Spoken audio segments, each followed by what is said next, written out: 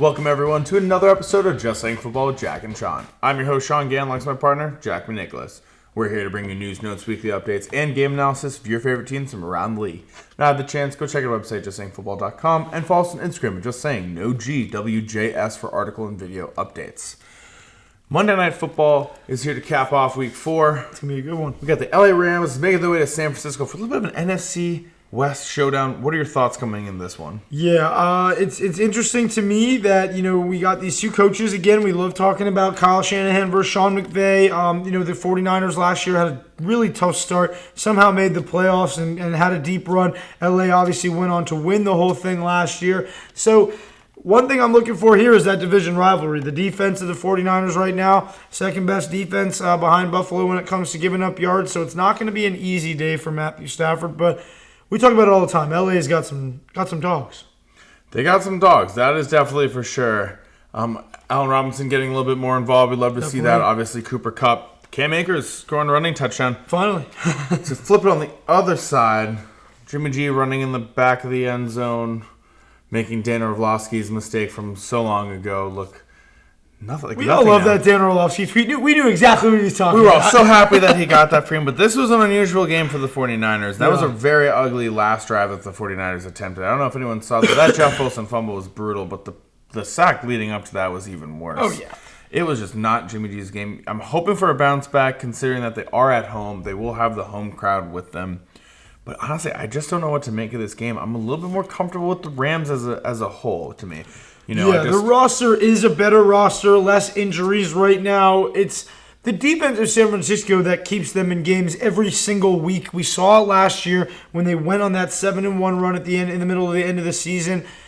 It's a special thing that they can do, just being able to score with whoever's on the field. They got George Kittle back now. I don't know. The Rams, for me, we are definitely going to see, Cooper Kupp, Allen Robinson get involved. But if the Rams do not get Cam Akers going, Darnell Henderson going, if they are not able to get a good run game, they're going to lose this game quick. It's really tough, though, because the spread, right now for this game, when you're looking at it, San Francisco's favored by 2. And it's over under 42.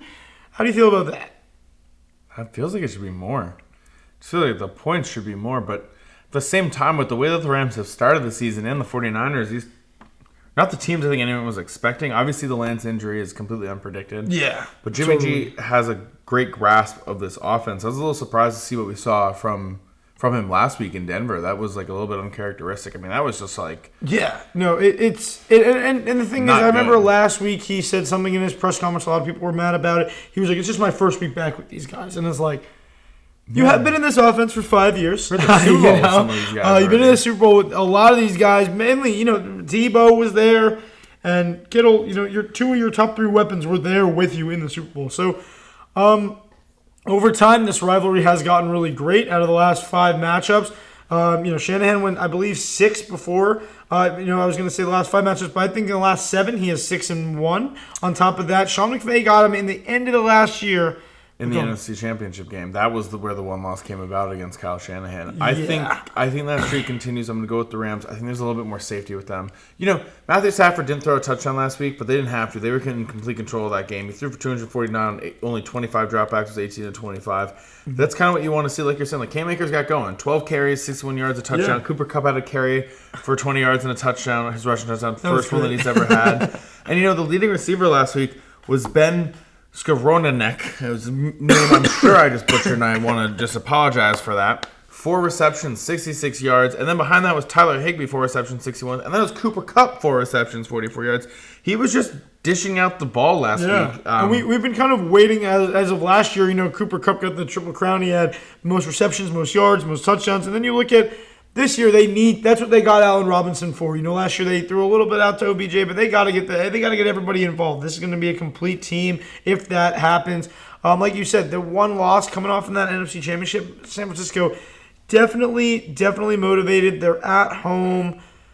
I hate to oppose you because LA, I'm telling you, if you're betting on this game, throw LA in that parlay because they're going to be positive, which they're not going to be much this season. And when you're putting it down, I hate to say it, even though last week was super ugly, Jimmy G, you better not do me dirty. I'll go with San Francisco. You never know. He did just run in the back of the end zone last week. I know. Prove me wrong, Jimmy, is my point here. You got to get Kittle involved. You got to get Debo doing what he does best. Like Cooper Kupp, he got a little Debo play last week. It was successful. Maybe show him where he's getting that kind of play out of the book from. But Shanahan, I mean, you're talking about a guy who in the last couple of matchups, he has not failed to score less than 20 points. Sean McVay in the last 4 matchups in the losses has not scored 20 points more than once. So I think that it's all about if San Francisco can get going. You know, they've had running back issues, but this year with Jeff Wilson, they've been able to kind of, keep it going. This is an offense we talk about all the time that no matter who's in it, they're going to get 30 points a game. So, I'd support it. And that over, man, I mean, 42, it's really not that bad. 42, I see that hitting no problem. I like that. All right, last question before we call it. More tackles this game. Bobby Wagner, Fred Warner. Ooh.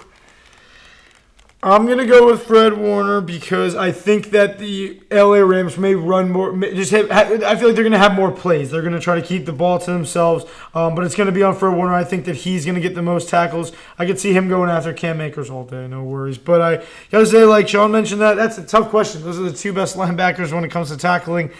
Pure tackling in like maybe the last decade. Doesn't get much better than them, honestly. Not at all. Maybe an Eric Hendricks of yours. But what about, I got a little thing for you. What about Cooper Kupp, Debo Samuel, more yards this week? We saw Cooper take a production hit just with the spreading out.